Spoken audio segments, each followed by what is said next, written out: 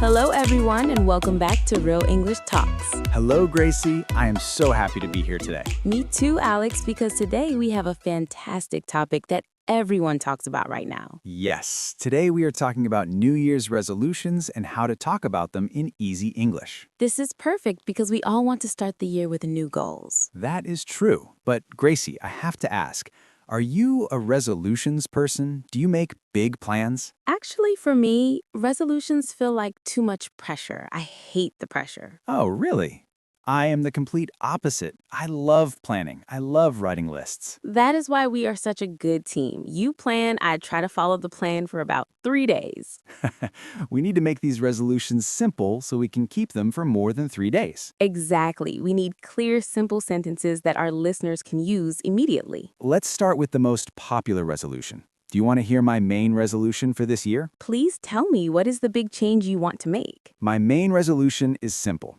I want to wake up earlier. Oh no, that is the hardest one. What time do you want to wake up? I want to wake up at 6:30 a.m. every day, even on Saturday. Wow, 6:30 a.m. is extremely early. I wake up at 8 a.m. and I think that's early. I know, but I need that extra time. I want to start my day slowly, not rushing. So how do you do it? Do you jump out of bed immediately? No way. I need a plan. First, I put my alarm far from my bed. Smart. That forces you to stand up. Yes, I stand up, and then I go straight to the kitchen. I need my coffee. I understand that completely. Coffee is the key to morning success. I drink my hot coffee in my favorite blue mug.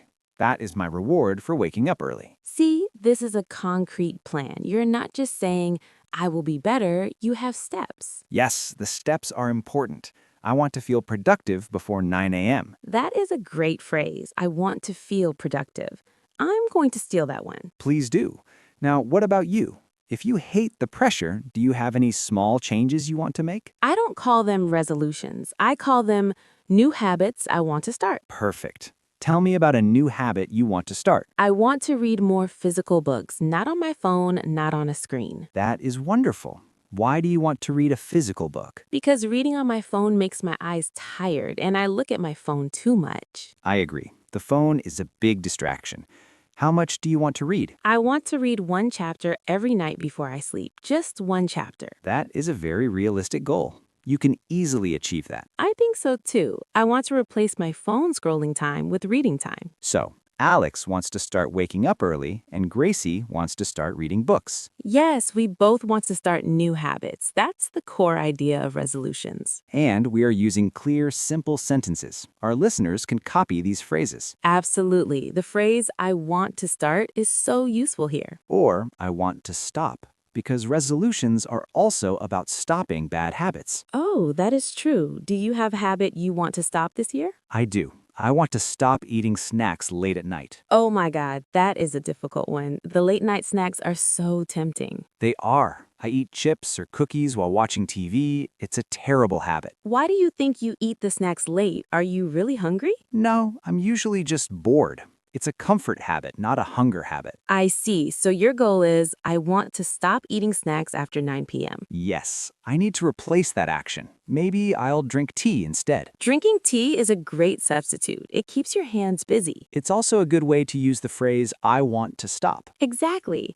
I want to stop drinking too much soda. I drink too much soda during the day. That is a very common goal. Soda has too much sugar. So I want to replace the soda with water. I need to drink more water. We have two great examples now. I want to stop eating snacks. I want to stop drinking soda. And we both want to start something positive. This shows our listeners that resolutions are simply about starting or stopping an action. We are making our English simple and practical today. We are. And for everyone listening, remember you can repeat these simple phrases after us. Tell us what you want to start or stop doing this year. We want to hear your ideas. And remember to check out the description for the full list of key phrases from today. We always provide those clear phrases so you can practice outside the podcast. Now, we have talked about the goals, but what happens when we fail? That's the big question, the moment you skip a day or forget your resolution. Let's talk about managing mistakes and keeping motivated right after this short pause. We need to discuss motivation and what to do when things get hard. Stay with us. We have more practical English coming up next. Don't go anywhere. Welcome back to Real English Talks. We are talking about New Year's resolutions and how to keep them. We left off with the most important question. What happens when you fail? Because it is going to happen. Exactly. You have a great resolution, like, I want to go to the gym 3 times a week. Then Monday comes, you go. Wednesday comes, you go.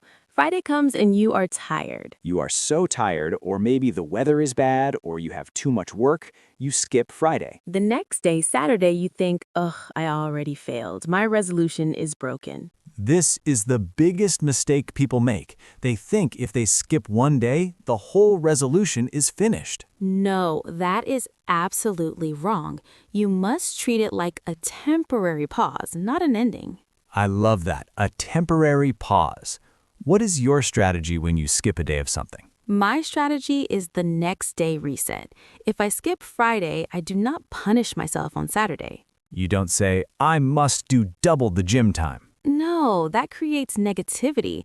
I simply say, today is Saturday. I will start fresh today. That is a great reusable phrase for our listeners. I will start fresh today. Yes, if I miss my 7 a.m. walk, I don't say my whole week is ruined.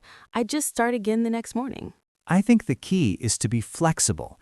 If your resolution is too strict, you will quit immediately. For example, my goal is to drink more water, not to drink exactly 3 liters every single day. If you drink 2.5 liters, that is still a huge success compared to 0 liters of water.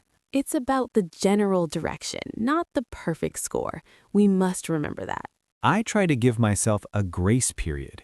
If I stop eating snacks for 10 days and on the 11th day I eat 1 cookie, The world does not end. You just enjoy the cookie and go back to your resolution on day 12. exactly. I tell myself, you had a moment. Now, back to the main plan. We are teaching our listeners simple phrases to keep motivated, like back to the main plan.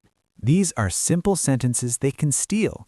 Use them in your head when you're feeling discouraged. We want to share a story about a resolution I tried to keep last year. It was a disaster at first. Oh no, a disaster. Tell us about it. What was the resolution? I wanted to read 1 book every month, 12 books in a year. Sounds easy, right? 1 book a month? That sounds perfectly reasonable. What went wrong? In January, I was so busy. I had 0 time. I read maybe 10 pages of the book.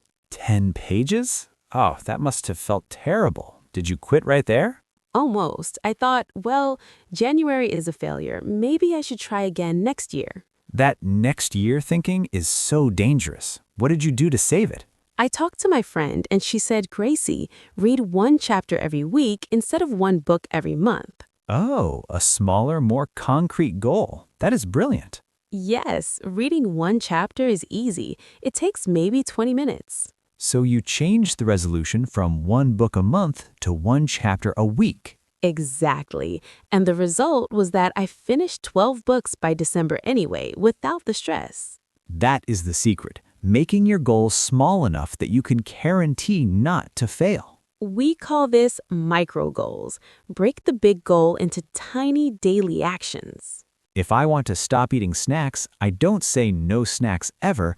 I say I will not buy snacks today. Today is the focus, not the next 5 years, just today. This concept applies to English learning too. Don't say I will be fluent in 1 month. Say, I will listen to 1 podcast episode every day, or I will learn 5 new words today. 5 new words is a very easy, concrete goal. You can check it off your list. That feeling of checking something off gives you great motivation for the next day. It makes you feel successful. Success is the best fuel for future success. Speaking of success, we want to know what you're doing to achieve your goals.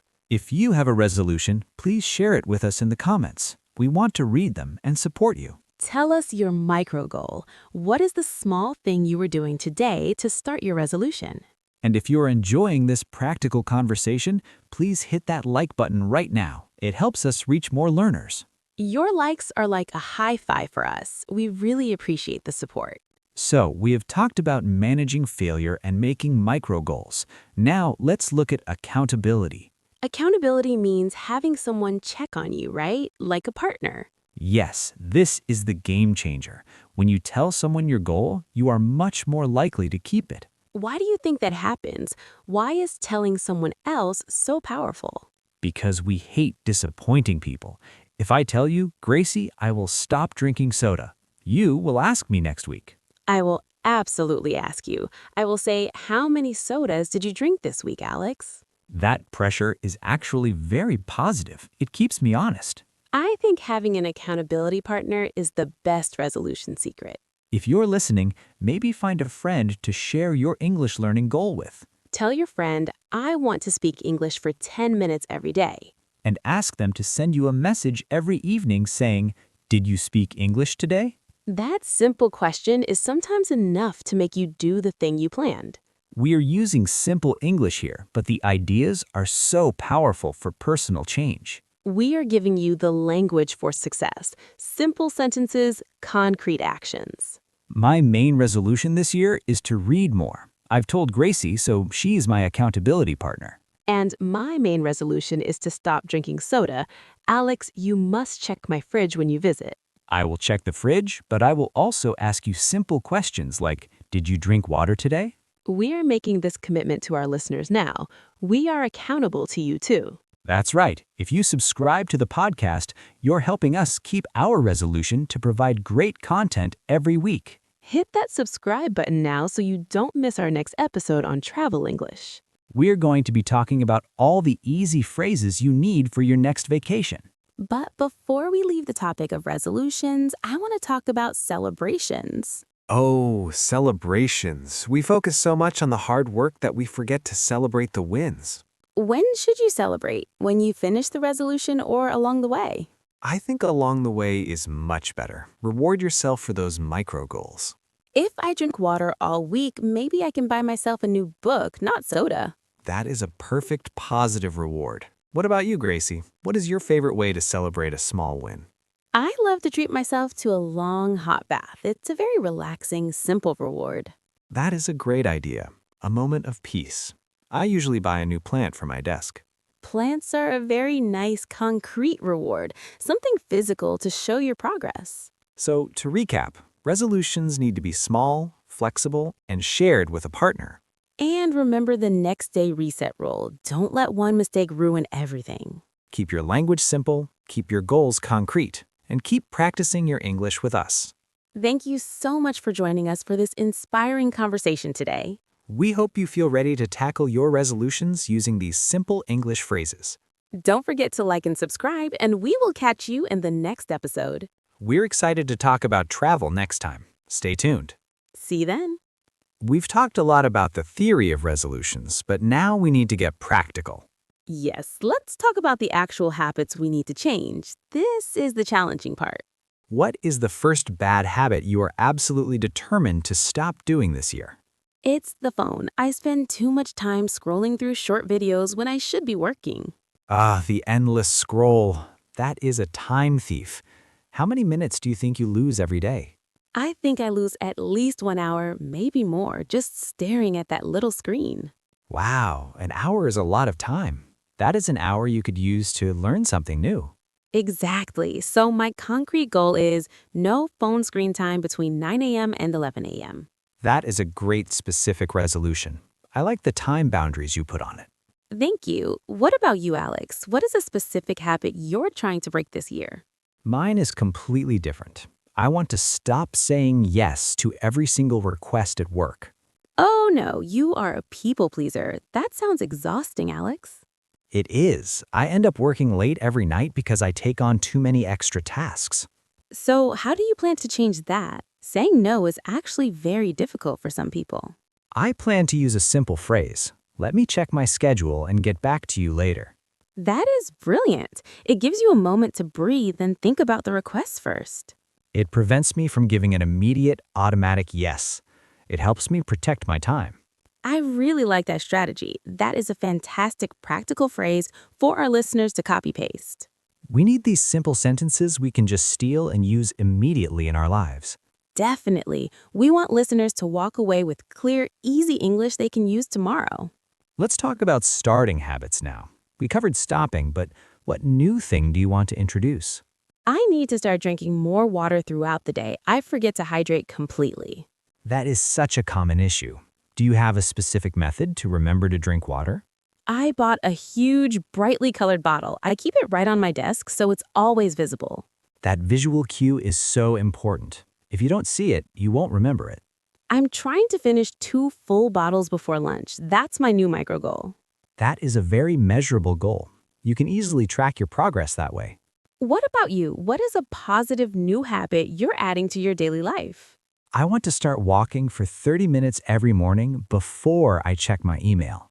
Before your email? That is serious commitment, Alex. That sounds difficult. It is difficult, but I know if I check my email first, I will never leave the house. That is the truth. Once you open that laptop, the entire day is gone. The walking resolution is purely about mental clarity and getting fresh air before the chaos starts. I agree that fresh air is great, but 30 minutes is a lot of time in the morning. It doesn't have to be fast walking. Sometimes I just walk slowly and listen to a podcast. Listening to a podcast while walking is a great combination of activity and learning. It makes the walk feel productive, which is a huge motivator for me. Okay, so we have stop phone scrolling and start drinking more water for me. And I have stop saying yes and start walking 30 minutes. We have great contrast here. We are completely different, and that is why we support each other's resolutions. That support is crucial. You need that accountability partner, someone to check in with. Do you think we should set a reminder to ask each other about our water and walking? Absolutely. We should check in next week and report our progress, good or bad. That brings us back to the next day reset. If I fail today, I just try again tomorrow. Exactly. Don't let one missed walk ruin your entire resolution for the month. It's about flexibility, not perfection. That's a key life lesson, not just an English lesson. It helps when you use simple language to talk about it, like, I failed today, but I will try again tomorrow. Simple sentences are the easiest to remember when you're feeling tired or frustrated. You don't need complicated vocabulary to describe a simple setback. Keep it direct. I think the biggest mistake people make is setting abstract goals, like I want to be happier. Yes, how do you measure happier? It is impossible to track that progress. It needs to be concrete, like your plan example. I will buy a new plant after 1 month of waking up early. Concrete actions and physical rewards make the resolution feel real and achievable. We've talked about habits and rewards. Now let's talk about managing the inevitable stress. Stress management is vital. Resolutions often fail because they create too much pressure. What is your go-to method for dealing with that pressure when you feel overwhelmed? I take a 5-minute break and focus on my breathing. I step away from the desk completely. 5 minutes is short enough that you don't lose the whole afternoon, but long enough to reset. If I try to push through the stress, my work quality drops dramatically. The break is essential. I usually put on some calming music and make a cup of tea. That ritual helps me slow down. Tea is a great ritual. It engages your senses, the smell, the warmth, the taste. It forces me to stop rushing. I cannot rush the process of boiling water and steeping tea. That is a beautiful way to enforce a mandatory break. That is a great resolution strategy. We hope these simple conversation pieces are helping you form your own goals in English. Remember, we are giving you the simple phrases so you can practice talking about your life. We want you to feel confident enough to share your walking goal or your water goal with someone. Practice saying, I want to start and I need to stop. These 2 simple structures will help you explain every resolution you have this year. We are going to take a very short break right now, but we will be right back to discuss how to keep those resolutions exciting. Don't go anywhere. We still have so much more to cover about staying motivated. And we are back, ready to talk about the hardest part of any resolution, staying motivated. January 1st is easy. January 15th, that's when the real work begins. Why do you think so many people drop their resolutions so quickly? What is the main problem? I think the problem is that they try to change their whole life in one day. They try to do too much. That's a great point. If you start running 5 miles when you haven't run in 5 years, you will burn out. You need small, tiny steps. We keep saying that, but it's the secret to success. Let's give a concrete example of a small step. What is one tiny resolution you're focusing on this year? I am trying to avoid checking my phone for the first 30 minutes after I wake up. Oh, that is difficult. The phone is a magnet right there next to the bed. It is, but if I look at emails first thing, I start the day stressed. I need to stop starting my day stressed. That is a perfect example of a resolution using the I need to stop structure. It's clear and achievable. And if I succeed for one day, I feel like a winner. Small wins are so important for motivation. I agree. Celebrating the small victories gives you the energy to tackle the next day. What about you? What small resolution are you using the I want to start phrase for? I want to start reading a physical book for 15 minutes before bed every night. Reading a physical book, not a screen? That's great for sleep quality. Exactly. I need the blue light to go away. I am trying to replace scrolling with reading paper pages. That is a fantastic, achievable goal. It's measurable, 15 minutes, it's concrete, a book. If the goal is too big, like read 50 books this year, that feels like a huge burden. It feels like homework. Resolutions should feel exciting, not extra homework. So how do we keep the excitement alive after the first 2 weeks? I think you need an external force. You need what we call an accountability partner. An accountability partner. I love that phrase. Can you explain what that means? It's simply a friend or coworker who checks in on your goal. They ask you, did you do it today? Oh, that adds a level of pressure that I actually respond well to. I hate letting people down. If your goal is just for you, it's easy to say, I'll do it tomorrow.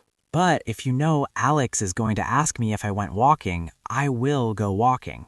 It connects your goal to a relationship. That external motivation can be incredibly powerful. That is such a useful strategy, and it involves conversation, which is what we are all about. You have to talk about your resolutions to make them real. Say them out loud. And if you can say them out loud in simple, clear English, that's even better. For example, you could tell your accountability partner, I did not go to the gym, but I will go tomorrow. Or, I stopped drinking soda this week. It was difficult, but I succeeded. We want our listeners to practice using these simple structures to talk to their own accountability partners. And we can be their first partners. Let's ask them a question right now about their goals. That's a brilliant idea. We need to know what small, concrete resolution they have for the first month. So our question for all of you right now is, what is one thing you want to start doing this week? Keep it simple. Maybe you want to start drinking 1 extra glass of water or start learning 3 new English words. Use the phrase, I want to start, and tell us your answer. We are excited to read them. Sharing your goal makes it immediately feel more real and more important. It creates that feeling of external pressure, which is actually a positive thing in this context. We're here to support your goals, whether they are about exercise, reading, or just relaxing more. That brings us back to the importance of the break we talked about earlier. Yes, rest is not laziness. Rest is a mandatory part of achieving a long-term goal. If you try to push yourself 100% every single day, you will fail by mid-February. We need to remember that our resolutions should improve our quality of life, not reduce it. I need to stop thinking that every minute must be productive. That is my personal challenge. And I want to start being okay with leaving a few things on my to-do list for the next day. That is a resolution about mental health, which is just as important as physical health goals. It's all connected. A stressed mind cannot handle a new diet or a new exercise routine. So we have talked about setting goals, using simple English phrases, and finding an accountability partner. The next critical step is ensuring you have the right tools to keep practicing English every single day. That means accessing the resources we make specifically for you, the person who wants clear, natural English. We're going to shift gears slightly now and talk about how you can take this conversation practice to the next level. We have some really easy ways you can continue this specific learning path with us immediately. Stay with us. We are transitioning to the final, most actionable part of our conversation. We're almost there. We covered a lot today about resolutions, Alex. It was really helpful to organize my thoughts. I agree. Thank you to everyone who stayed with us for this whole conversation. Your time is important to us. If you found this discussion useful and you learned some simple English phrases, please do one simple thing for us right now. Yes, hit the like button on this episode. It truly helps us know that this clear, natural English style is working for you. That simple click is a great way to say, yes, I understand this content and I want more. And if you know a friend who is also trying to set goals or learn English, share this episode with them immediately. We want to build this community of natural English speakers together. Sharing is the fastest way to grow. Don't forget the big one, subscribe right now so you never miss a future discussion. When you subscribe, you ensure your learning continues automatically next week. It's a simple habit change for improvement. But before we go, Gracie, I think we need one final challenge for our listeners today. Oh, I love the listener challenges. What do you want to ask them, Alex? We talked about starting a new habit or stopping an old one for the new year, but sometimes the big goals are too much. Right. Start small. Small steps lead to big successes later. Exactly. My question is, what is one concrete small habit you want to start this week? Just one small thing. Don't tell us your whole list of 20 resolutions. Keep it focused. Keep it simple and measurable. Maybe it's, I want to drink 1 glass of water right when I wake up. Or maybe, I want to listen to 5 more minutes of English every day. That's a great attainable goal. Or perhaps, I want to use the phrase, I want to start twice today in a real conversation. We want to see your answers. Write that simple resolution down in the comments below. We read every single comment, and seeing your goals helps us feel like a real team supporting your journey. Thank you again for being part of Real English Talks. We are so happy to have you here and support your English learning. Keep using these simple English phrases every day. Consistent practice makes the difference in the long run. We wish you the best of luck with your positive changes this year and your new resolutions. Keep building those good habits one small step at a time, and remember to be kind to yourself. We will talk to you again very, very soon in the next episode. Bye for now, everyone. Bye.